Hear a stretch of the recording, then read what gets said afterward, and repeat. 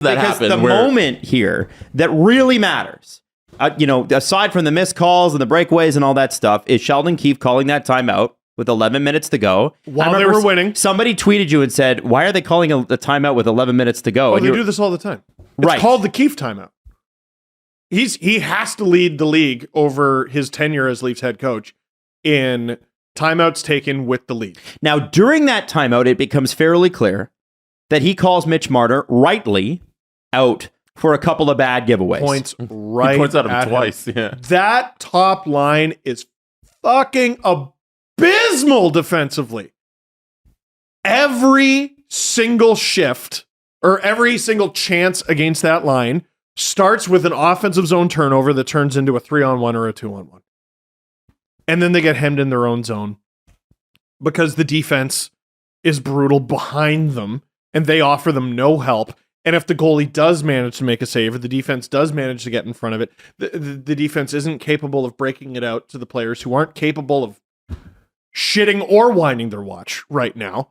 It's abysmal. It's genuinely terrible to watch. They can't do a thing. They can't do a fucking thing right now. So this does not look like previous years where they've struggled. So Sheldon calls out Mitch. Yeah. And Mitch has had a couple of things. He was looking at one of his giveaways on the bench that led to a goal. Mm-hmm. And now Elliott's mentioned it. We've talked about it before, but we got in trouble when we did. But there are times when this player becomes where any human being really loses it. Yeah, but listen, I'm not going to call anyone out for being emotional. No, yeah, exactly. Sure. But I think the thing is that with Mitch, you knew in the Montreal series, you saw it last night, and he had to leave the bench. He gets benched, leaves the bench, smashes a stick in the hallway, lets it out, comes back out. That was now Sheldon Keefe. I almost could forgive needing to throw a stick and then come back. I could almost forgive that. What I have a hard time swallowing is that Mitch Marner, who is supposed to be benched, is then unbenched like a shift later. What a bet! Yeah.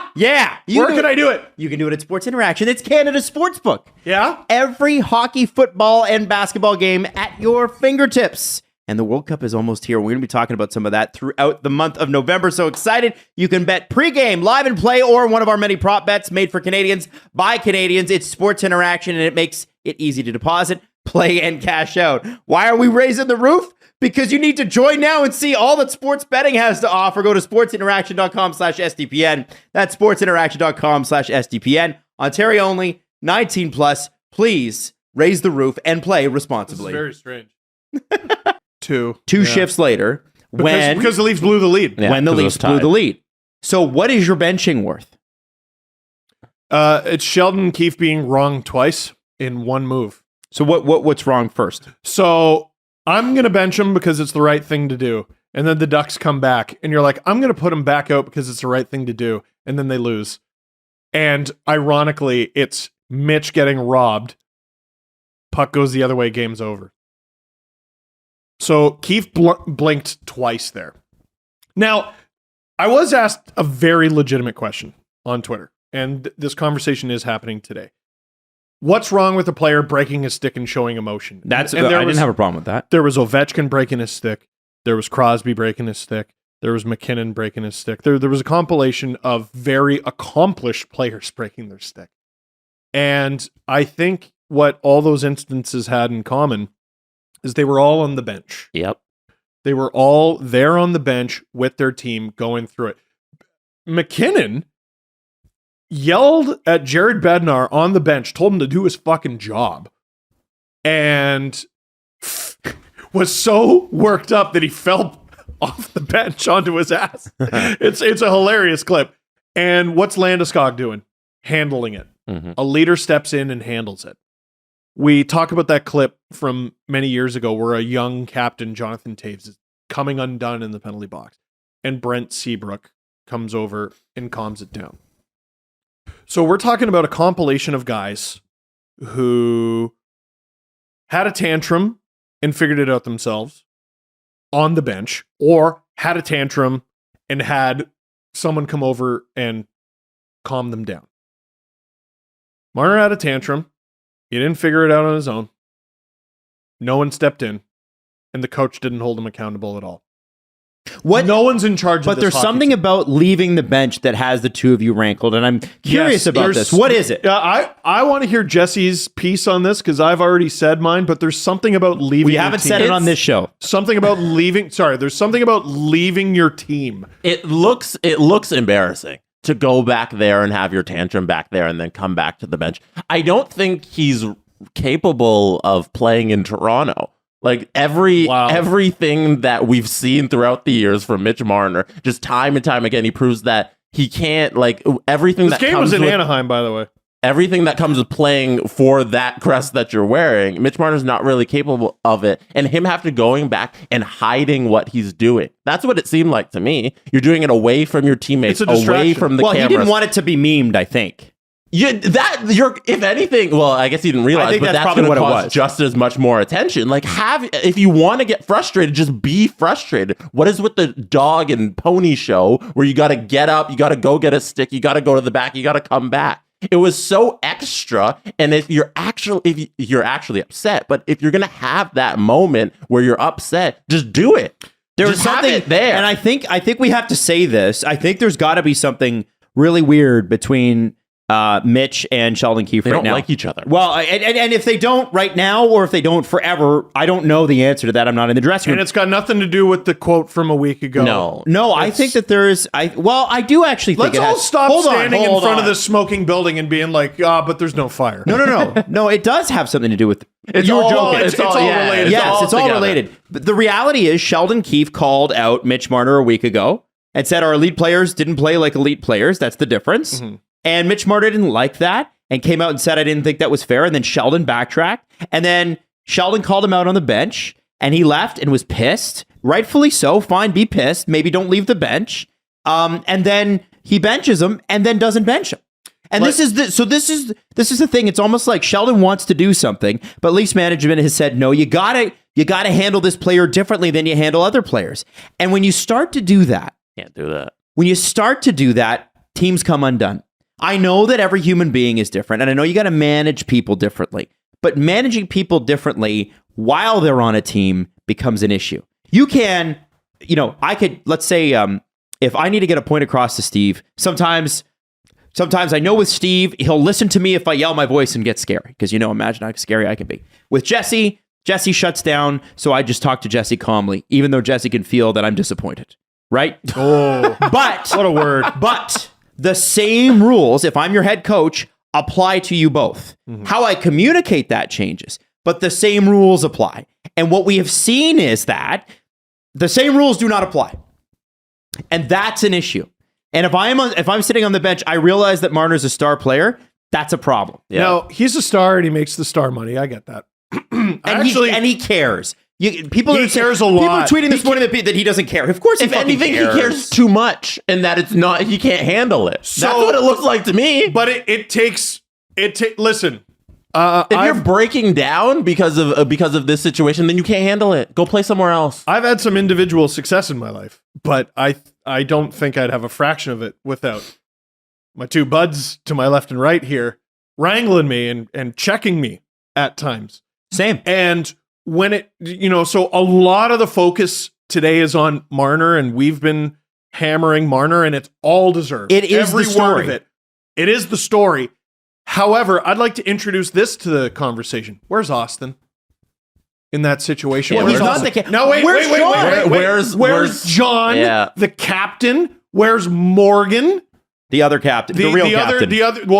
He's the real captain. The captain of maybe half the locker room, I don't know, but he wears a letter too. Where's Gio? How about Gio? Gio's too early. It's too early for Gio. Fuck all that. Listen, how long are we willing to say it's too early?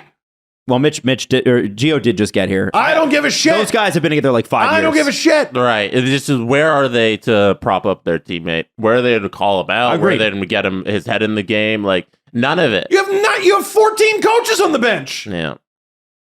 Where's Manny? Where's Spencer? Who's the other one? Dean? Where's the... And where is anyone in this situation? And they just quietly let him storm down the tunnel and break his stick. That's on the rest of the team as much as it is on Mitch. So, the rest of the team? It's on the rest of the. Well, like I don't expect Philip Krall to step in and do something. I think you're the rest of the leadership group. Mm-hmm. And you know what? What's wrong with lumping Willie in there? He's been there the whole time. He's a popular teammate. He's one of their best players. TJ Brody. Where's anyone? Well, and where's anyone there? Let me ask you this, okay? Michael Bunting, he's the team's oldest forward. Sorry, I had to get that in there. Sometimes we have conflict avoidance, right? Where you got a family member, you love them, they drive you crazy on a couple of different points, and you go, do I really want to get into this fight right now? Or do I want to just sweep it under the rug, resent it a little bit, and try to move on with my life? That's what happens, right? That is what happens when you avoid conflict enough is you devalue the relationship because you're not able, as a person, to relate to that person in the same way anymore because you have these things that are building up, and maybe they have the same with you. I don't know, but I can suspect that the Leafs, they do really like each other. The one thing you will say about the Leafs dressing room is they really like each other. What I don't see is any of those guys getting in anybody else's faces. I remember watching the 1997 Detroit Red Wings Stanley Cup VHS. Hey, hey, Hockey Town. You guys remember that song? Any Detroit fans listening? And they talked about, I think it was the first game or two against the Colorado Avalanche in the Western Conference Final. Remember, this was a big rematch. The year before, Claude Lemieux stick to the back of Chris Draper. This was huge. And apparently what happened was they were playing like shit. And in between one of the periods, who walks in but Steve Yzerman, the captain. Steve Yzerman, the best player on the team. And Chris Draper, I remember the quote. He said, he didn't yell, he didn't scream. He just told us that we weren't playing good enough. And that might be Yzerman's style, but at the end of the day, Steve Yzerman was willing to get in the face of Hall of Famers. You had Shanahan, you had Lidstrom, you had name people on that roster. There's a million people. The Russian Five. Mike Vernon was on that roster. I'm pretty sure. He was able to get in Sergei Fedorov's face and go, not good enough. And I'm wondering with this group, is there anybody, it's not that they can't, it's that will they? Are they? Because I really believe sometimes, even with your best friends or your best teammates, you got to have come to Jesus moments. And I don't know that these guys are having that. They are very friendly. There's nothing wrong with that. But the true friendship and true respect is getting in someone's face and going, you know what? That was really fucking wrong. And you need to pull it together. You were an assistant captain for the Toronto Maple Leafs. You make $11 million a year. Not good enough. It doesn't even have to be that stern and in your face. Like there's so many ways of doing it. Well, I'm just not convinced. I'm just saying it this way, but like who knows? Who's doing it? And like they don't do. Sheldon's those obviously things, not allowed to do it. and those things are what are required of winning hockey teams. Like teams need to be able to do those things to go deep in playoff runs, and they don't have the collection of talent here in the core group of hockey players to get those things done. And it's that plus the skill isn't there in certain aspects of the team. Like we overrate this team, especially on defense. Like with the giant holes Krall's he's not ready. He's not an playing NHL. there. Shalgren is not an NHL goalie. Philip Krall began this season as the Leafs 11th option on D. Maybe. This is why the crossing of the fingers is too much. Yeah. And they left too much to chance. So they had you talk about a buoy. Oh yeah. Oh fuck. Yeah. We've gone way too far. It's that on defense, it's that in goal, it's that towards the bottom of the lineup. Why we've tried the Willie at center thing so many times. Every time they do, they lose. And every time it fails. Yeah. And then Keefe keeps trying, it just randomly just sprinkles it in, even though it doesn't work and he doesn't play that position. It doesn't make sense. And then he goes away from it when the game matters. So why were you doing it for 2 periods? Well, and at the beginning of last week, I was firmly against firing Keefe. I still don't know if I'm on board, but I 100% understand the argument now. The team is going backwards, and he obviously doesn't control them. Well, it seems like he's not allowed to control them. Do you think that Sheldon Keefe really would have got out in front of the media last week and said, you know what, I used the wrong words, the wrong phrasing. I'm sorry about that. No, you didn't, Sheldon. This is why I keep hammering Shanahan. Okay. This is why I keep hammering Shanahan. So Keefe isn't allowed to coach. We know Dubas isn't allowed to GM, right? Not to what he wants to do, no. He's blocked trades. It starts with a guy who's been the president for 8 fucking years. Like, here's the wrinkle what is it? The fly in the ointment? When it comes to, you never heard that? I've heard the fly in the ointment, not the wrinkle in the ointment. Say? The ointment's not for the wrinkles. Yeah. Anyway. I don't know. It's all very confusing. Anyway. I don't know about that. Where was I going with all this? Here's the fly in the ointment. Brendan Shanahan, 8 years. Goes back to him. Keefe can't coach. Dubas can't GM.